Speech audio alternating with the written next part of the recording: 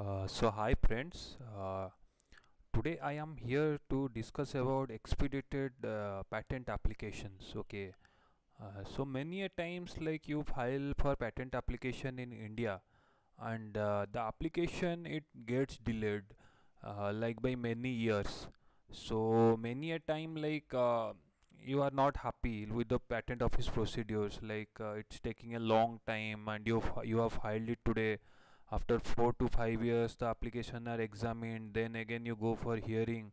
It takes around 7 8 years, and by the time like the process is completed, like the application has lost its relevance as the technology has upgraded itself. So you face all these sort of problems. So now the government of India, like through its nodal ministry, the DIPP, it has introduced an expedited application. Like I am here to explain you about that. So based on this, like you can be granted a patent quite easily and very fast. Very fast, I mean to say you can be granted a patent within 1 year or 6 months itself. But there are certain conditions that are involved. If you satisfy these conditions, like you can file for a patent application under expedited category. Okay. So let's come back to the topic. So expedited application, like it has been introduced under revised rules from 2016 with effect from May 16 2016. Okay. So from May 16 2016, this rules they have been amended and expedited application it has been introduced. Okay. So expedited application it is covered under Rule 24. So Rule 24 it covers expedited application. You can go through this Rule 24 so that you can be more clear on the subject matter.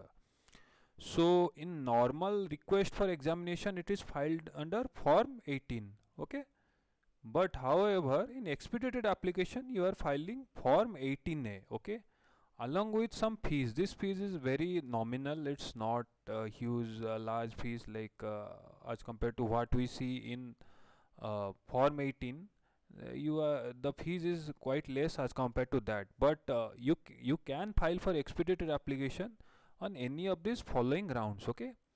So the first condition is that, like while filing a PCT application, India has been indicated as an competent ISA or elected as IPA. So India has been elected as a search authority. Like you are filing a PCT application in which you have indicated that India would be a search authority and India would be carrying out the search for your application for novelty and inventive step. So this is one of the condition. The second condition is the applicant is a startup.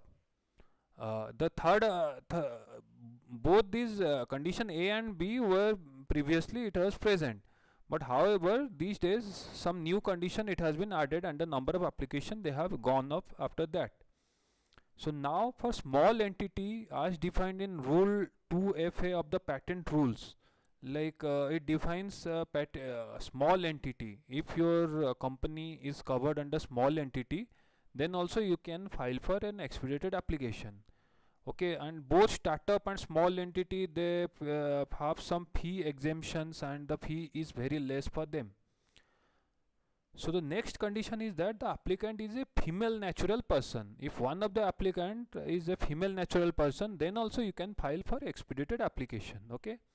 And the next condition is the applicant is a government undertaking in accordance with section 21H of the Patent Act 1970. So if it's a government undertaking, a government undertaking can be either an Indian applicant or it can be a foreign applicant. Okay, but this should be a government undertaking as defined in the section 21H of the Patent Act 1970. The last one is the applicant is eligible to make an arrangement for processing of an internal application pursuant to agreement between Indian Patent Office and some another participating patent office. Okay, so there should be a agreement between the Indian Patent Office and the other patent office, like we have now PPH. So India has signed a PPH agreement with Japan, like Indian Patent Office has signed a PPH agreement with Japanese Patent Office. So based on that, the Japanese Patent Office, like they can also like if Japanese Patent Office permits, and they can file a expedited application in India. And now under PPH category, like 100 applications, okay. So every year 100 applications they are permitted to file for expedited application. And in rule 24 C2, like you can see that a non-expedited application can also be converted to an expedited application. Okay, let's say for example you are a startup and you have filed a general application, but this general application you can convert it into expedited application and you can go it for expedited examination. Okay, so you can set any of the condition. If you satisfy, then you can file for expedited application, right? Okay, so moving on to the next part, like I'm giving you one example. Okay, so there is an application IN 2885091. It is a process for the preparation of APIC 7. Okay, so the request for examination, it was filed on uh, uh, 21st March 2017. Okay, so the APR was issued within less than 2 weeks in 31st March 2017. The reply to the FER was filed on 4th of May 2017. Now see how fast this process is. Within 2 months you are getting an FER. Now the hearing, applicant filed a reply and hearing was on 23rd June 2017. And there are some written submissions and some changes were made by the applicant which was submitted on 3rd of July 2017. Okay, so now the patent was issued on 12th July 2017. Just see, you are filing an application on 21st March 2017 and you are getting a patent granted on 12th July 2017. So the patent was granted in a record times of 4 months only. And if the time, since the applicant took more time to respond, if you see the patent office procedure took only 19 days. Can you imagine, in 19 days you are being granted a patent? So you can make use of this expedited application. If you belong to any of this category above, you can file for an expedited application. Okay, so now moving on to the next part. So this is a rough explanation of how this application is working. So if you are not a patent attorney, or like you have not filed for a patent before, please don't worry. You may understand. If you understand, it's well and good. If you don't understand it, it's no matter.